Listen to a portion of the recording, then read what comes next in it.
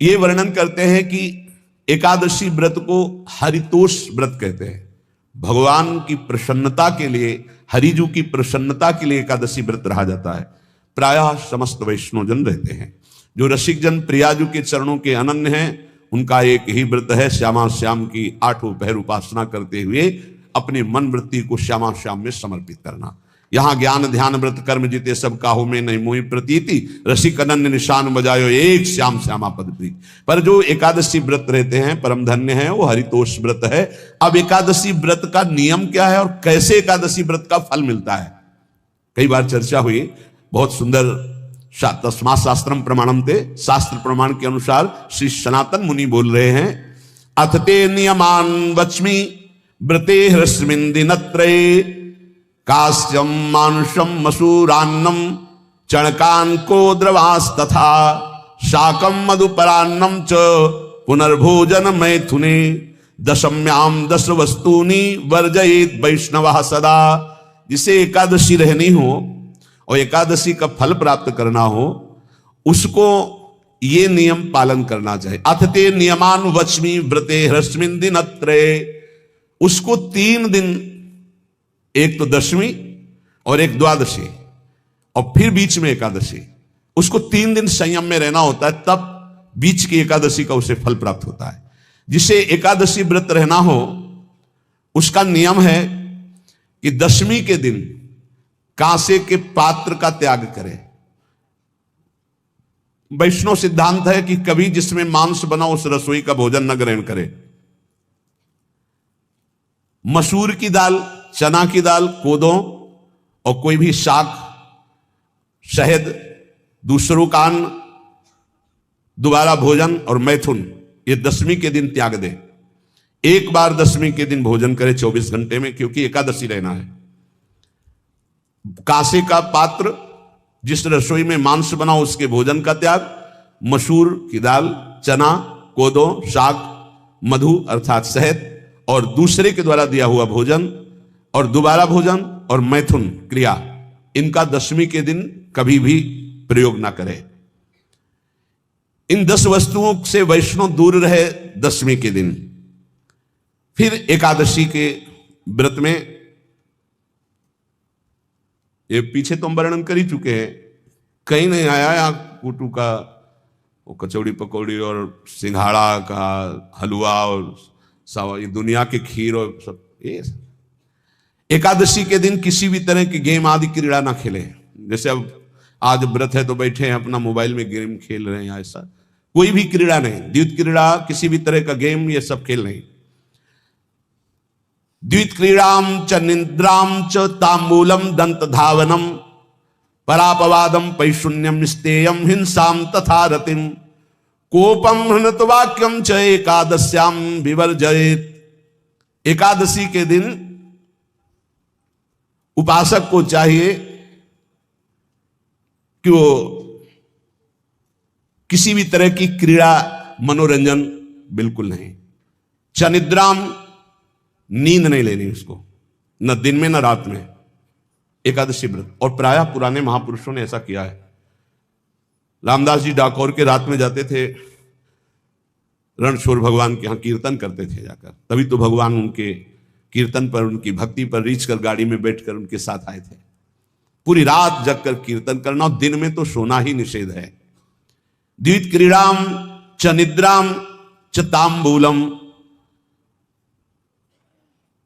पान खाना निषेध है एकादशी को, बिल्कुल नहीं, जो व्रत रह रहे हैं। और दंत धावनम, वृक्ष से तोड़कर जो दतून की जाती है एकादशी के दिन नहीं। परापवादम, दूसरे की निंदा करना, चर्चा करना नहीं, अर्थात अधिकतर मौन व्रत धारण करे एकादशी के दिन। पैशून्यम, चुगली करना। स्तेयम, कोई चोरी करना। हिंसाम, वाणी से, शरीर से, मन से किसी को दुख पहुंचाना। रतिम, अर्थात भोग करना, मैथुन करना। कोपम, किसी के ऊपर गुस्सा करना। अनत वाक्यम, झूठ बोलना। एकादश्याम विवर्जयेत, एकादशी के दिन ये नहीं करना चाहिए। एकादशी को एक बार कुछ फलाहार शुद्ध, अगर आपके पास कोई व्यवस्था नहीं तो थोड़ा दूध है, जल है, ऐसे आप लेकर, या थोड़ा सा फल ले लिया, थोड़ा सा फल लेकर के प्राण पोषण, एक दिन में मर नहीं जाओगे। कितने तो निर्जला एकादशी रहते हैं, हर एकादशी निर्जला। पूज्य श्री मथुरादास जी निर्जला ही रहते थे हर एकादशी। चलो भैया आपकी सामर्थ्य नहीं तो जल 2-4 बार ले लो, एक बार थोड़ा सा दूध और फल ले लो, चल जाएगा काम, प्राणों का पोषण हो जाएगा। ये आचरण न करे, एक बार कुछ आहार ले ले, वो भी शुद्ध भगवद अर्पित प्रसाद। फिर द्वादशी को काश्यम मांसम सुराम छौद्रम तैलम वितथ भाषणम व्यायामम च प्रवासम च पुनर्भोजन मैथुने अस्पृश्य स्पर्श मासूरे द्वादश्याम द्वादश त्यजेत। काश के पात्र में द्वादशी को भी भोजन न पावे, जिस रसोई में मांस बनाओ उसमें आहार न ले, किसी भी तरह का नशा द्वादशी को न करे, शहद न पाए, तेल के बने पदार्थ न पाए, मिथ्या भाषण न करे और बहुत शरीर का व्यायाम न करे, बहुत थकावट वाले कार्य न करे, दोबारा भोजन न करे, एक बार द्वादशी को भी भोजन पवित्र, मैथुन न करे, जिसका स्पर्श नहीं किया जाता ऐसे पदार्थों का स्पर्श न करे, और मसूर की दाल न खाए। द्वादशी को जो इन नियमों का पालन करता है, दशमी द्वादशी ऐसे और एकादशी ऐसे, तब उसे एकादशी व्रत का फल प्राप्त होता है। जो इस पद्धति से एकादशी, ये जो मनमानी है सब नहीं, हर पदार्थ मिल जाएगा आपको फलाहार में, हर पदार्थ। हमको बताया गया कि आपको जो चाहो सब पदार्थ फलाहार का। अरे भाई हरितोष व्रत है तो हरि प्रसन्नता के लिए एक दिन भूखे रहने बहुत आनंद आता है। पहले भगवत कृपा से ऐसी गंगा जल पी करके कुछ दिन, फिर कभी कभी निर्जला एकादशी का भी आनंद। बड़े संन्यास मार्ग में थे तो बड़े संयम से सब शास्त्रीय पद्धतियों का निर्वाह होता था। उपासक को चाहिए कि इन नियमों से व्रत का अनुष्ठान करे, मनमानी आचरण न करे। सबसे प्रार्थना जो एकादशी रहते हो, हरितोष व्रत इसे कहते हैं, भगवान की प्रसन्नता के लिए रहा जाता है, रहना चाहिए। जो अपनी आचार्य परंपरा में है, जैसे जिनका सिद्धांत है, पर रहने का सिद्धांत ये श्री सनत कुमार जी वर्णन, श्री सनक जी महाराज, ये सनत कुमार जी वर्णन की। सनक जी महाराज कह रहे हैं, यदि भगवान का आश्रय नहीं, सत्संग नहीं है, तो इन 4 में से एक हो तो नाश कर देता, फिर चारों हो तो सर्वनाश हो जाता है। यौवनम धन संपत्ति प्रभुत्व विवेकता एकैपमप्यनर्थाय किमु यत्र चतुष्टयम। यदि सत्संग नहीं है, यदि भगवद आश्रय नहीं है, खूब धन हो, जवान अवस्था हो और बढ़िया पद मिला हो, प्रभुत्व चलता हो और अज्ञान हो, फिर क्या कह रहा है? बोले ये चारों जहां मौजूद होते हैं वहां सर्वनाश का खेल शुरू हो जाता है। अगर इनमें से एक हो तो सर्वनाश करने में पर्याप्त है, और अगर चारों हो तो फिर क्या कहना है? यौवनम जवान हो, धन संपत्ति खूब रुपया पैसा हो, प्रभुत्व कोई पद हो, कोई अधिकार हो बड़ा, फिर अविवेकता और अज्ञानी हो, तो बोले एक नाश कर देगा, फिर चारों तो नाश ही कर देंगे। और अगर सत्संगी है तो ये चारों महान कार्य कर देंगे। क्या यौवनम जवान है, खूब दूसरों की सेवा, मेहनत पूर्वक धन संपत्ति कमाकर माता पिता की सेवा, परिवार की सेवा। ये माता पिता, हमारा वेद कहता है मातृ देवो भव, तैत्तरीयोपनिषद, मातृ देवो भव, पितृ देवो भव, आचार्य देवो भव, अतिथि देवो भव, यान्य नवद्यानि कर्माणि तानि सेवितव्यानि नो इतराणि, यान्यस्माकः सुचरितानि तानि तोयोपास्यानि नो इतराणि, ये के चास्माच्छेयाः सो ब्राह्मणाः तेषां त्वया स्नेन प्रश्वसितव्यं, श्रद्धया देयम् अश्रद्धया देयम्, श्रिया देयम् ह्रिया देयम्, भिया देयम् संविदा देयम्। वेद कहता है मातृदेवो भव, माता साक्षात हमारी भगवान है। देव हरि को कहते हैं, केशव देव जैसे कहा, हरि को कहते हैं गोविंद देव। मातृ देव, माता भगवान है। हे धिक्कार है उन पुत्रों को जो अपने माता के द्वारा पोषित किए हुए शरीर से हाथ उठाते हैं अपने माता पिता के ऊपर। नरक में तुम्हारी जो दुर्दशा होगी भोगोगे। एक हमको दिखाया गया दृश्य कि अपनी माता की कोख में लात मारता है, थप्पड़ मारता है, पिता बैठा है उसको लात मारता है, थप्पड़ मारता है, बाल घसीट कर गेट तक माता को ले जाता है। अब इनकी जो दुर्दशा होगी ये बोल नहीं पाएंगे, बता नहीं पाएंगे। ऐसी जगह मारा जाता है कि बस तलकते रहो, कुछ कह नहीं सकते, घोर नरकों की प्राप्ति होती। वेद कहता, तैत्तिरीय उपनिषद, मात्र देवो भव, ध्यान से सुन लो, सत्संग है, ये माता साक्षात भगवान है। अगर तुमने मारा वाह भर करके इसके आंसू गिरे, तो जितने आंसुओं की बूंद से भूमि के कण भींजेंगे उतने कल्प तक नरक भोगोगे, ध्यान रखना। तुम्हारा कभी यश, कभी कीर्ति, कभी श्री, कभी हिरी, ये कभी तुम्हारे उदय नहीं हो सकती। तुम्हारा सर्वनाश हो जाएगा अगर मां पे हाथ उठाया। पितृदेवो भव, पिता साक्षात भगवान है।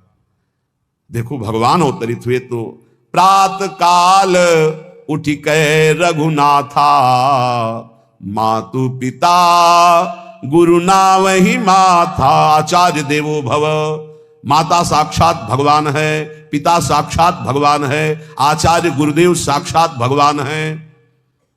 जो अपनी माता को, अपने पिता को दुख देता है, अपने गुरुदेव की अवहेलना करता है, उसका कभी मंगल हो सकता है? वो कभी सुख प्राप्त कर सकता है? वेद कहता है जो निर्दोष कर्म करते हुए धन कमाकर, कैसा कर्म? निर्दोष कर्म करते हुए धन कमाता है और उस धन से अपने बूढ़े माता पिता और गुरुजनों की सेवा करता है, जीवन धन्य है। धिक्कार है उस पुत्र को, धिक्कार उस जवानी को, धिक्कार है उस धन को, धिक्कार उस बुद्धि को जिसको ये सब प्राप्त होने पर भी अपने बूढ़े माता पिता को दर दर के भटकने के लिए विवश कर देते हैं, जो अपने बूढ़े माता पिता को कष्ट देते हैं। जहां वेद कह रहा है मातृ देवो भव, पितृ देवो भव, आचार्य देवो भव, अतिथि देवो भव, चार बातें कही। अतिथि देवो भव, अगर बिना परिचय के कोई आ गया, कह रहा भूखा हूं, भोजन पवा दो, भगवान पधारे हैं, हम कह रहे मत अंदर आने दो, गेट के बाहर पवा दो, तुम्हारा संशय पर उसे भूखा मत जाने दो। अतिथि देवो भव, जो निर्दोष कर्म करके अर्थ कमाकर अपने माता पिता गुरुजनों की सेवा करता है, उसी का जीवन धन है। पशुवत आचरण, मनुष्य शरीर प्राप्त करके राक्षस आचरण, राक्षसों की यही पहचान होती है। मां नहीं मातु पिता नहीं देवा, साधुन ते करवा वही सेवा। तुम्हारे जो पुण्य है ना सब भस्म हो जाएंगे, आप खिलवाड़ मत समझो। वो विरक्त है, भले तुम्हें नौजवान दिखाई दे रहा है, वो शरणागत है, जो आचार्य ने मंत्र दिया वही गुरु परंपरा से चला रहा, वही मंत्र उसमें। आप उसको बोल रहे हमारे लिए कुर्सी डालो, पैंट शर्ट पहने हो, कुर्सी डाल।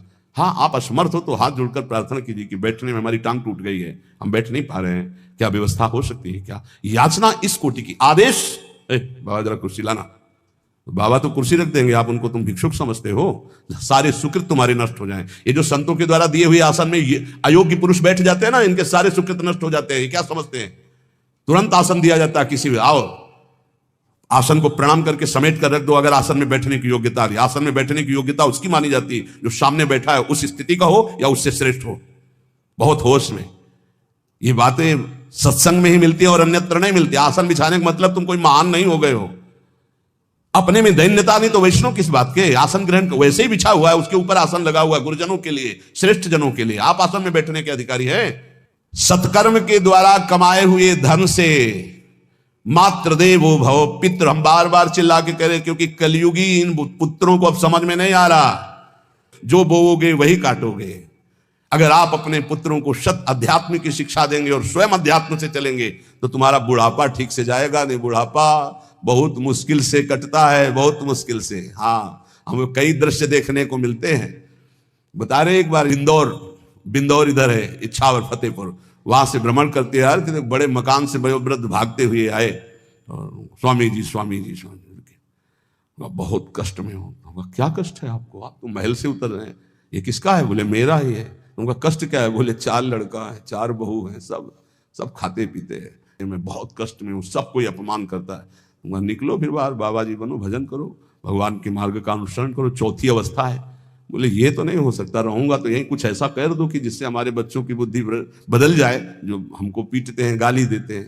हमको वो जादू तो हम जानते नहीं, और चल पड़े। और बड़ा अंदर से चिंतन हुआ कि जीव कितना आसक्त है।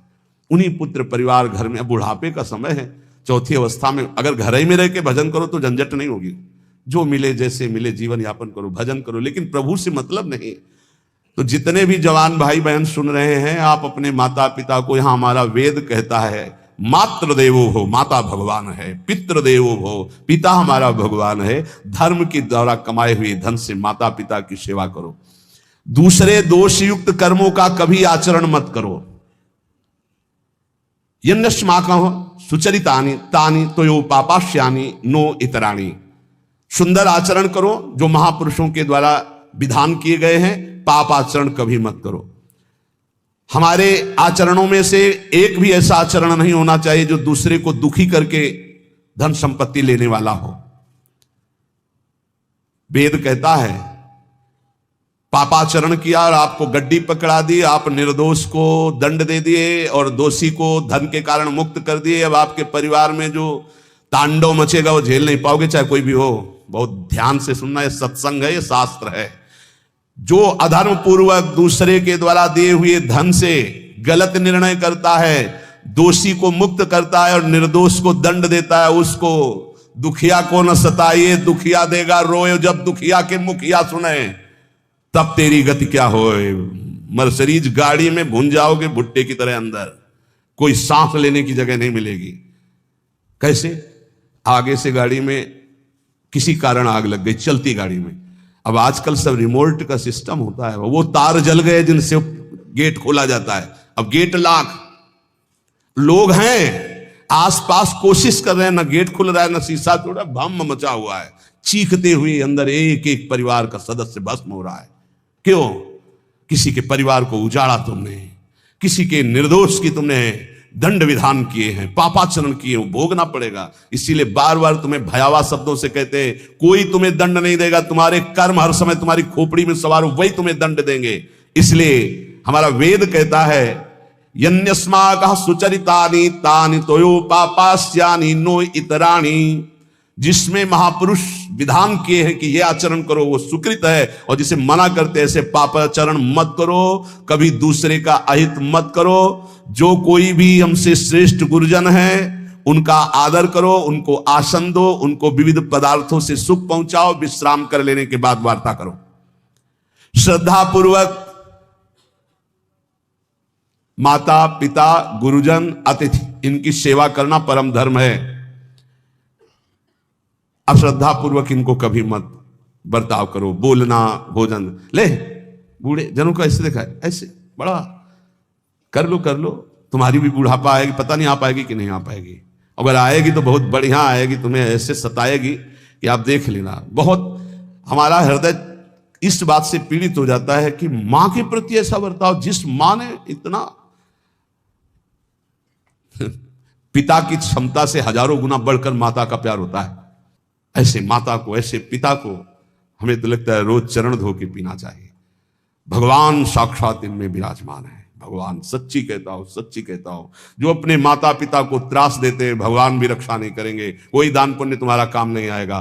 क्योंकि ऐसे महामहिम पूज्य माता पिता के प्रति आप ऐसा देखो, प्रार्थना करते, चाहे गाली बकने वाले, गुस्सा करने वाले माता पिता हों, यदि वो चल नहीं पाते, वयोवृद्ध है, तो भगवान की तरह पूजा करो, उनके व्यवहार को मत देखो, तुम्हारा काम बन जाएगा, उनका आशीर्वाद आपको मिल जाएगा। आर्थिक स्थिति के अनुसार अतिथि की सेवा करो, गुरुजनों की सेवा करो, भय से भी युक्त होकर सेवा करो। अधिकार है माता पिता का, गुरुजनों का। यदि आप सेवा नहीं करोगे तो अपराध लगेगा। इतना बड़ा शरीर पैदा किया है, लेबरी करो, रिक्शा चलाओ, उससे जो मिले अपने माता पिता की सेवा करो। तो यहां कह रहे कि ये चार अगर आपके पास हैं, इनका सदुपयोग नहीं हो। यौवनम धन संपत्ति प्रभुत्वम अविवेकता एकैपमप्यनर्थायम किमु यत्र चतुष्टयम। यदि धन है, जवानी है, आपका प्रभुत्व चलता है, बड़े पद में हो और अज्ञानी हो, एक तो सर्वनाश कर देता है, फिर चारों हो तो सर्वनाश पक्का। और यदि कहीं भगवान का आश्रय मिल जाए, संत जनों, तो ये परम मंगलदायक है। अविवेक विवेक में बदल जाता है। जो धन है इसकी तीन गतियां बताई गई हैं। दान भोग विनाशश्च राया शूर्गतस् त्रिधा। तीन गति होती है, एक दान और एक स्वयं भोग करना, और अगर नहीं किया तो सर्वनाश, वो नाश को ही प्राप्त हो जाएगा। गांव के कंजूस जनों के धन दीवालों में निकलते हैं, मटकी में बंद बंद करके दीवाल में पैक कर दिया और मर गए। अब दीवाल में नहीं, अब लॉकर में है, बैंक में है। कितने हैं? बोले इतने करोड़। कभी ना तो धर्म किया ना दान किया, कंजूस रात दिन उन्हीं रुपए का चिंतन किया, मर गए। 1 रुपए का भी कभी सतमार्ग में प्रयोग नहीं किया। कह रहे दान भोग विनाशश्च, 3 गतियां हैं, दान या स्वयं भोग कर लो और या विनाश हो जाएगा। तो सो धन धन्य प्रथम गति जाकी, वो धन धन्य है जिसकी प्रथम गति क्या? दूसरों को सुख पहुंचाने में लगा। अस्पताल में दे दिया, गरीब लोगों की औषधियों के या भूखी गौओं के उदर पोषण में, या संत महात्माओं के निवास या वस्त्र या भोजन, ये सब उत्तम गतियां हैं। अगर ये नहीं किया तो चलो घर में ठाकुर जी विराजमान करो, स्वयं बढ़िया भोग लगाओ, पाओ, परिवार को सुखी रखो, इतने कर लो। वैसे सो धन धन्य प्रथम गति जाकी, प्रथम तो है दान, फिर दूसरा स्वयं चलो उपयोग कर लो धार्मिक धर्म पूर्वक अपने परिवार का। लेकिन अगर ऐसा नहीं किया तो तीसरी गति है नाश, वो तुम्हारे किसी काम में धन आने वाला नहीं है। जो न दान करता है ना भोगता है, उसका नाश हो जाता है। अरे भाई, वृक्ष से ही शिक्षा लो, दूसरों के लिए ही होता है। तो तुम मनुष्य बनकर क्या दूसरों का परोपकार नहीं कर सकते? यदि तुम जवान हो, तुम्हारे पास धन है, प्रभुत्व है, विवेक है, तो तुम पूरे राष्ट्र की सेवा की भावना जागृत करो। समाज में ही भगवान विराजमान है। ये मानवा हरि कथा श्रवणास्तदोषा, कृष्णांगी पद्म भजने रत चेतनाश्च, ते वै पुनन्ति च जगन्ति शरीर संगात, संभाषणादपि ततो हरिरेव पूज्यः। एक तो ये बताया, दूसरा बताया कि ये महाधन्याति धन्य होते हैं। एक तो होते जवान हैं, रुपया पैसा खूब कमा रहे हैं, बड़ा प्रभुत्व है, अविवेक है तो नाश कर देगा, और विवेक है तो इन्हीं का सदुपयोग हो जाएगा। एक है जो सबसे हटकर है, ये मानवा हरिकथा श्रवणास्त अधोषाः, जो रात दिन नाम जप करते हैं, भगवान की चर्चा करते हैं और सुनते हैं, और अदोषाः, वो सारे दोषों को अपने मिटा चुके हैं। कृष्णांगी पद्म भजने रत चेतनाश्च, निरंतर अपने चित्त को प्रभु के भजन में डुबोए हुए हैं, प्रभु के चरणों के ध्यान में अनुरक्त किए हुए। उनका क्या प्रभाव होता है? बोले तैवई पुनन्ति च जगतंति शरीर संगात। ऐसे महात्माओं का यदि शरीर है प्रगट में, तो उस शरीर से स्पर्श करके वायु जिस जिसको छूती है वो पाप रहित हो रहा है। जो उनके दर्शन करते हैं वो पाप। संत दरस जिमि पातक तरही, संतों के दर्शन मात्र से पाप नष्ट होते हैं, उनके शरीर के स्पर्श से पाप नष्ट होते हैं। संभाषणादपि ततो हरिरेव पूज्यः, यदि उनसे संभाषण करने को मिल जाए तो बोले वो इतना पवित्र हो जाता है कि भगवान उनमें वास करने लगते हैं। हरिदेव, हरि उसमें विराजमान है, हरि ही है, ऐसा वो पूज्य हो जाता है। यदि जो नाम जप कर रहे हैं, जिनका चित्त भगवान के चिंतन में है, जो कथा भगवान की चर्चा कर रहे हैं, जो भगवान की चर्चा सुन रहे हैं, अदोषाः, जो समस्त दोषों पर विजय प्राप्त कर चुके हैं, ऐसे मानवाः पुनन्ति च जगतंति, वो पूरे जगत को पावन करने की सामर्थ्य रखते। सतरति सतरति सा लोकांतार्यति मम भक्ति युक्तो भोनम पुनातु, वो लोक के लोक पावन कर देते। कैसे? उनके शरीर से स्पर्श की हुई वायु दूसरों के पापों का नष्ट, उनका दर्शन दूसरों के पापों का नाश, उनका संभाषण दूसरों के पापों का नाश। यदि संत संग मिल गया तो निश्चित हरिदेव ही, वो भगवान से ही मिल रहा है, क्योंकि वहां भगवान जागृत है सबके हृदय में, पर भगवान शयन कर रहे हैं, माया का पर्दा लगाए। संत के हृदय में भगवान पर्दा रहित होकर जागृत हो चुके हैं। तो उनके दर्शन से, संभाषण से, स्पर्श से निश्चित परम कल्याण इस जगत का होता है।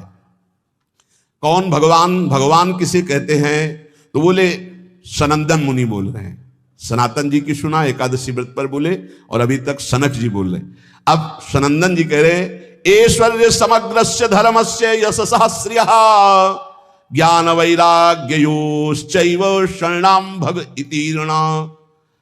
संपूर्ण ऐश्वर्य, संपूर्ण धर्म, संपूर्ण यश, संपूर्ण श्री, संपूर्ण ज्ञान, संपूर्ण वैराग्य, ये 6 जहां विराजमान हैं भग, उन्हें भगवान कहते हैं। ये पूर्ण रूप से भगवान में ही विराजमान है, और जिसमें ये सामर्थ्य है उसे भगवान कहते हैं। उत्पत्ति प्रलयम चैव भूतानामा गतिम गतिम, वेत्ति विद्याम अविद्याम च स वाच्यो भगवानिति।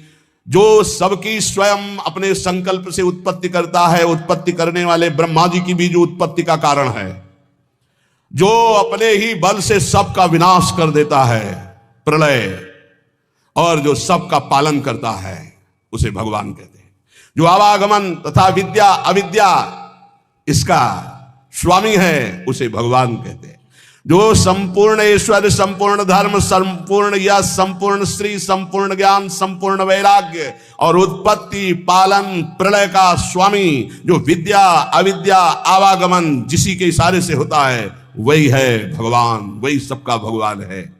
इसलिए जो उपासक भगवान की आराधना करता है वो ये देखे, सा एवाधस्तात् वेद, सा उपरिष्टात्, सा पश्चात्, स पुरस्तात्, स दक्षिणतः, स उत्तरतः, स एवेदः सर्वमित्यथातो अहंकार देश एवाहमेवाधस्तादः मुपरिष्टादहं पश्चादहं पुरस्तादहं दक्षिणोतोः उत्तरोतोः मे वेदः सर्वमिति। वो जो भगवान है, कहा है?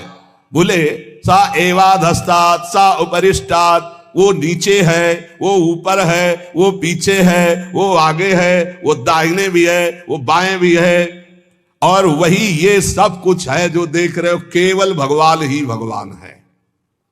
बोले जो ऐसा देखता है उसका अहंकार भगवान में लीन हो जाता है।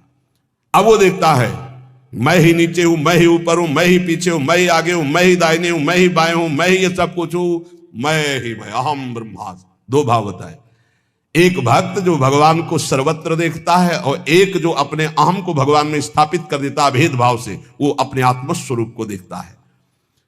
जिसने ऐसा भगवान का अनुभव कर लिया कि आगे पीछे दाहिने बाएं ऊपर नीचे हर समय मेरे श्री भगवान हैं, तो न पश्यो मृत्युम, इसका फल है पश्यति न रोगम नोत दुखाताः सर्वाः पश्या पश्यति सर्वमाप्नोति सर्वस इति।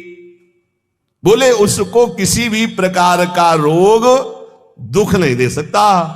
जो ये देखता है सा एवाधास्तात्, सा उपरिष्टात्, सा पश्चात्, सा पुरस्तात्, सा दक्षिणा, सा उत्तरा, उत्तर में दक्षिण में ऊपर नीचे दाएं बाएं हर समय मेरे प्रभु हैं, केवल प्रभु को देखता है, तो न पश्यो मृत्युम, मृत्यु की ताकत नहीं कि उसकी तरफ देख सके। ध्यान देना।